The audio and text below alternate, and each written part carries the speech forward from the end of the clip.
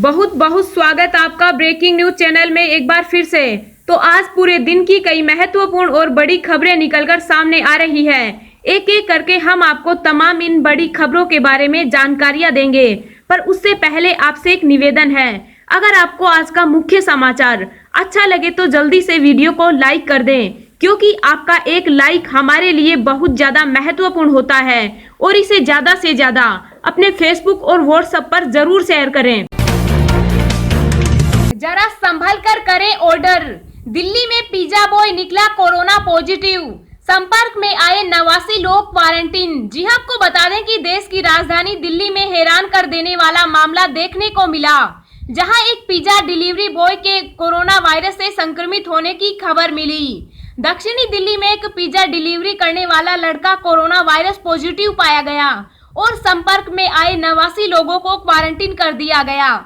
इन 89 लोगों में 72 लोग ऐसे हैं जिनको इस पिज्जा डिलीवरी करने वाले लड़के ने पिज्जा डिलीवरी किया था, और 17 ऐसे लोग हैं जो इस लड़के के साथ रहते थे। नहीं थम रहा कोरोना का प्रकोप, देश भर के 170 जिले बने हॉटस्पॉट, 427 लोगों की मौत, संक्रमितों की संख्या 12,600 के पार। जी आपको बता दें कि देश में कोरोना वायरस बहुत तेजी से पांव पसार रहा है। पिछले 7 दिनों में कोरोना के मामले दोगुने हो गए। अब तक देश के 387 जिले कोरोना की चपेट में हैं। इनमें से 170 जिले हॉटस्पॉट हैं, जहां कोरोना के मामले तेजी से बढ़ रहे हैं। इसके अलावा 207 ऐसे जिले हैं जो हॉटस्पॉट तो नहीं है, लेकिन संक्रमण की वृद्धि दर को देखते हुए ये जिले संभावित हॉटस्पॉट की श्रेणी में रखे जा सकते हैं। इनमें से 9 ऐसे जिले हैं जहां संक्रमण के मामले तेजी से बढ़ने की आशंका है। सबसे ज्यादा संक्रमित 10 जिलों में 39% और टॉप 50 जिलों में 69% कोरोना के केस हैं। ORG के अनुसार देश में कोरोना संक्रमितों की संख्या 12,600 हो गई। इनमें से आधे से अधिक मामले महाराष्ट्र, दिल्ली, तमिलनाडु और राजस्थान से हैं। महाराष्ट्र में कोरोना का सबसे ज्यादा बुरा असर देखने को मिला। यहां अब तक 187 लोगों की मौत हो चुकी। प्रदेश में अब तक 2,916 लोग संक्रमित हैं।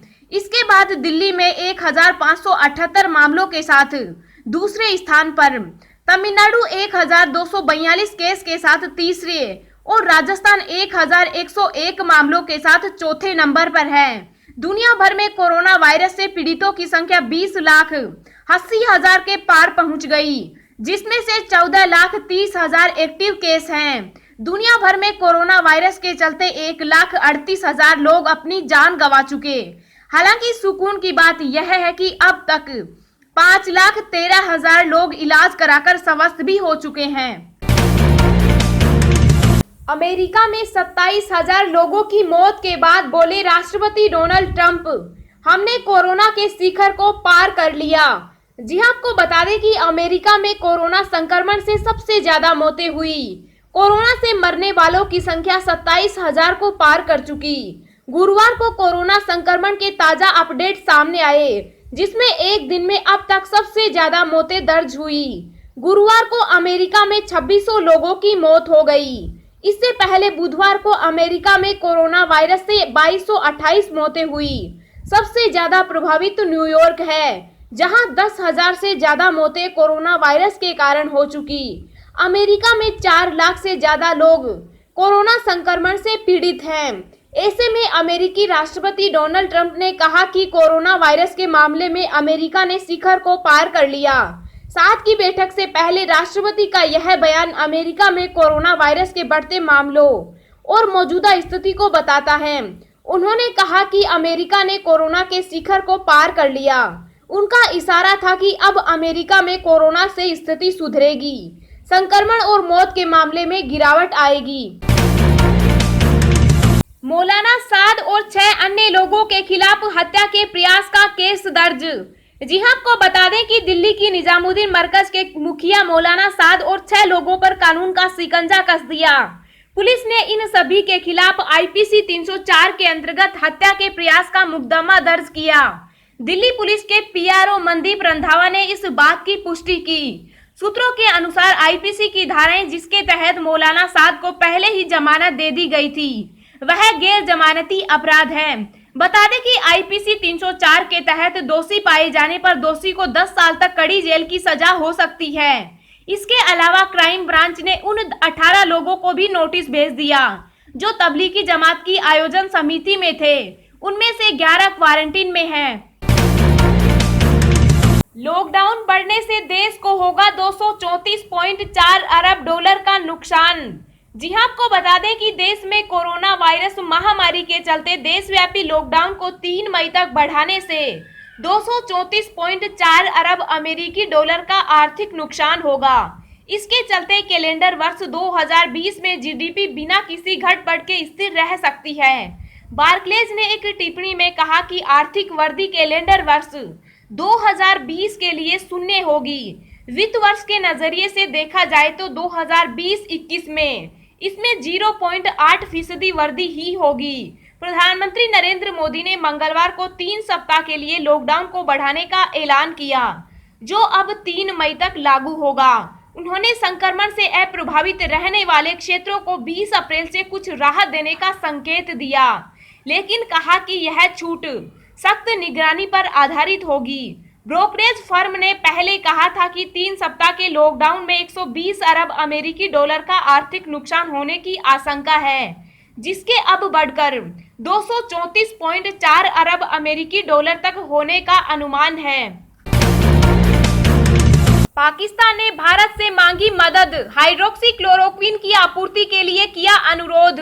जी हां, आपको बता दें कि दुनिया भर में कोरोना वायरस के मामले में तेजी से बढ़ोतरी दर्ज की जा रही है। पाकिस्तान में भी इसका कहर लगातार बढ़ता जा रहा है। इस बीच पाकिस्तान ने भारत से मदद मांगी और हाइड्रोक्सीक्लोरोक्विन की मांग की। बता दें कि कोरोना वायरस से संक्रमित मरीजों के इलाज के लिए मलेरिया की दवा हाइड्रोक्सीक्लोरोक्विन को उपयोगी माना जा रहा है। तुर्की और मलेशिया के साथ पाकिस्तान भी उन देशों की सूची में शामिल हो गया जिन्होंने मलेरिया रोधी दवा हाइड्रोक्सीक्लोरोक्विन की आपूर्ति के लिए भारत से मांग की। भारत ने हाल ही में अमेरिका और ब्राजील सहित कई देशों को हाइड्रोक्सीक्लोरोक्विन दवा की आपूर्ति की, ताकि कोरोना वायरस के खिलाफ उनकी लड़ाई में उनकी मदद की जा सके। बता दें कि पाकिस्तान में कोरोना वायरस की चपेट में अब तक 5,988 लोग आ चुके और 107 लोगों ने इस महामारी से अपनी जान गंवा दी। पाकिस्तान में कोविड-19 से अब तक 1,446 लोग ठीक भी हुए। महिला जन धन खातों में भेजे पैसे वापस नहीं लेगी सरकार, वित्त मंत्रालय ने अफवाहों को किया खारिज। जी हां, आपको बता दें कि महिलाओं के जन धन खातों से जुड़ी अफवाहों को खारिज करते हुए वित्त मंत्रालय ने कहा कि इन खातों में भेजे पैसे पूरी तरह सुरक्षित हैं। सरकार इन पैसों को वापस नहीं लेगी और कोई भी खाता धारक अपनी सुविधा एवं जरूरतों के अनुसार इसे निकाल सकता है। पहले इस तरह की अफवाहें फैल रही थी कि अगर खातों से इन पैसों को तत्काल नहीं निकाला गया तो सरकार इसे वापस लेगी। इसके बाद देश के कुछ हिस्सों में इन पैसों की निकासी के लिए बैंकों और एटीएम के बाहर लंबी लाइनें लग गई थी। वित्तीय सेवाओं के सचिव ने इस संबंध में एक ट्वीट कर अफवाहों को खारिज किया था। उन्होंने ट्वीट में कहा, हम यह आश्वस्त करना चाहते हैं कि जन धन खातों में जमा की गई राशि पूरी तरह सुरक्षित है। खाता धारक बैंक की शाखा या एटीएम से कभी भी पैसे निकाल सकते हैं। जन धन खातों में जमा राशि की सुरक्षा को लेकर अफवाहों पर ध्यान मत दीजिए। निकासी नहीं करने पर सरकार इन पैसों को वापस नहीं लेगी। यूपी में मेडिकल टीम पर पथराव, डॉक्टर सहित कई पुलिसकर्मी हुए घायल। जी हां, आपको बता दें कि कोरोना महामारी से बचाने के लिए रात दिन एक कर रही स्वास्थ्य टीम व पुलिस वाले अब सुरक्षित नहीं है। इसके चलते आए दिन उनके साथ मारपीट की घटनाएं उत्तर प्रदेश में सुनने को मिल रही है। ऐसी ही एक घटना मुरादाबाद से सामने आ रही है, जहां कोरोना संदिग्ध को लेने पहुंची डॉक्टर की टीम पर जमकर पथराव किया गया। इस हमले में डॉक्टर सहित कुछ पुलिसकर्मी घायल हो गए। साथ ही साथ एम्बुलेंस और पुलिस की गाड़ियां बुरी तरह क्षतिग्रस्त हो गई। मिली जानकारी के अनुसार उत्तर प्रदेश के मुरादाबाद में नागफनी के नवाबपुरा मस्जिद हाजी नेब इलाके से तीर्थाकार मेडिकल यूनिवर्सिटी में तबलीगी जमात में शामिल हुए एक 49 वर्षीय कोरोना संक्रमित की मौत हो गई थी। व्यक्ति की मौत के बाद स्वास्थ्य विभाग टीम मृतक के परिवार के अन्य सदस्यों को क्वारंटीन करने के लिए पहुंची थी। तभी आसपास के लोग इकट्ठा हो गए और क्वारंटीन सेंटर में खाना नहीं दिए जाने का आरोप लगाते हुए हंगामा करने लगे। मौके पर मौजूद पुलिस ने उन्हें समझाने का प्रयास किया, तभी भीड़ की तरफ से पत्थरबाजी होने लगी। पत्थरबाजी इतनी जबरदस्त थी कि पथराव में एम्बुलेंस और पुलिस की 2 गाड़ियां क्षतिग्रस्त हो गई और एक डॉक्टर सहित 3 पुलिसकर्मी गंभीर रूप से घायल हो गए। अब हम आपको अगले 24 घंटों के संभावित मौसम पूर्वानुमान के बारे में बता रहे हैं। अगले 24 घंटों के दौरान जम्मू कश्मीर, हिमाचल प्रदेश और उत्तराखंड में बारिश की गतिविधियां बढ़ने की उम्मीद है। इन भागों में कई जगहों पर हल्की से मध्यम बारिश के साथ कुछ स्थानों पर भारी बौछारें या ओले गिरने की संभावना है। उप हिमालय, पश्चिम बंगाल, सिक्किम, असम के कुछ हिस्सों, मेघालय में भी बारिश तेज हो जाएगी। इन भागों में कई स्थानों पर मध्यम से भारी बौछारें गिर सकती है। शेष पूर्वोत्तर राज्यों में भी कुछ स्थानों पर हल्की से मध्यम वर्षा के आसार हैं। पंजाब, हरियाणा, राजस्थान और उत्तर प्रदेश के कुछ हिस्सों में बारिश होने या धूल भरी आंधी चलने की संभावना है। केरल, कर्नाटक, छत्तीसगढ़ और विदर्भ में कहीं-कहीं पर गरज के साथ बौछारें गिर सकती हैं।